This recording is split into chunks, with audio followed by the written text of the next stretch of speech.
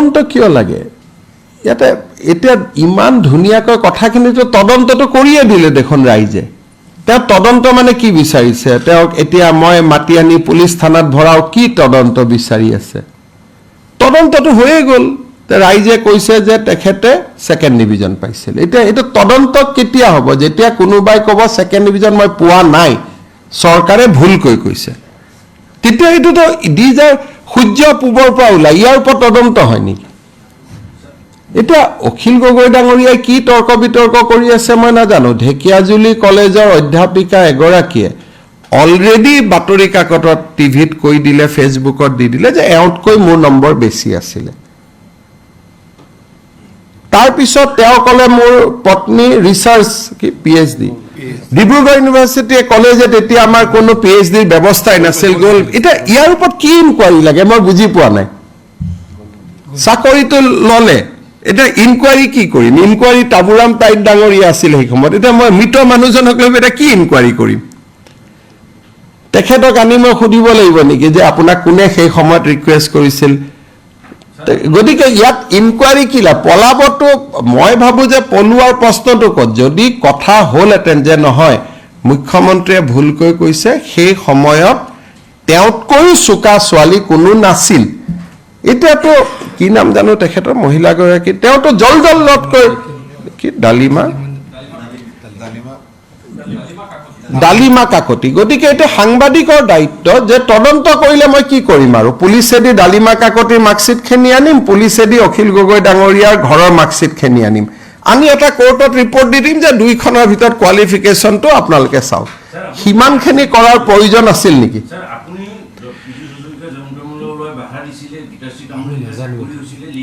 নাই তেওঁলোকে নাজানে সেইটো সময়ত চাকৰি পোৱাৰ পিছত মই বি বৰুৱা কলেজৰ গোটেই ঘটনাটো তদন্ত কৰি মই অসন্তুষ্ট হৈ সেই সময়তে বি বৰুৱা কলেজৰ মেনেজিং কমিটিখন মই পৰিৱৰ্তন কৰি দিছিলোঁ যিহেতু মোৰ ওপৰত কমপ্লেইন আহিছিল যে চোকা ছোৱালী এজনী থাকোঁতে এখেতে চাকৰিটো কিয় পালে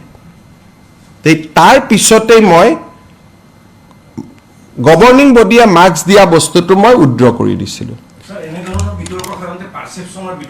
এইবোৰ পাৰচেপশ্যন মই ইমান ইংৰাজী নাজানো ভাই মোৰ কথাটো চিম্পল কথা দুখন চাৰ্টিফিকেট আছিল এগৰাকী চোকা ছোৱালীয়ে চাকৰি নাপায় তাতকৈ তলৰ ছোৱালী এগৰাকীয়ে চাকৰি পালে মই বি বৰুৱা কলেজক সুধিলোঁ বোলে চাকৰিটো দিয়েই দিলোঁ ছাৰ তেতিয়াই মই অৰেল নম্বৰটো নোহোৱা কৰি দিলোঁ এইটো নহয় যে মই তেতিয়াও বহি আছিলোঁ তাৰ পিছতে মই প্ৰথমবাৰ অসমৰ কলেজবিলাকত অৰেল নম্বৰটো বন্ধ কৰি দিলোঁ কাৰণ এইখন মাৰ্কশ্বিট অৰেল নম্বৰৰ ওপৰত তেওঁ চাকৰি লৈছিল ইমানেই কথা আৰু এইটো কি ইনকুৱাৰী লাগে মই বুজি পোৱা নাই এইটোতো ইনকুৱাৰী গভৰ্ণমেণ্ট অফিচে টকা খালে ইনকুৱাৰী হয় এইটোতো ভাই এটা নৈতিকতাৰ প্ৰশ্ন মইতো অনুৰোধ কৰিম যে অখিল গগৈ ডাঙৰীয়াই ডালিমা কাকতিৰ ঘৰত গৈ তেওঁৰ মাৰ্কশ্বিটখন চাই ল'ব লাগে ইমানেই কথা সেইকাৰণে ইমান সৰু সৰু কথাবিলাকত ইয়াত আৰু কৈ থাকাকে আৰু মইতো এইবিলাক ক'বও খোজা নাছিলোঁ তেওঁলোকে মানুহবিলাকৰ ঘৈণীয়েকবিলাকৰ পিছত লাগি ফুৰে কি স্বভাৱ এটা উলিয়াই ল'লে মানে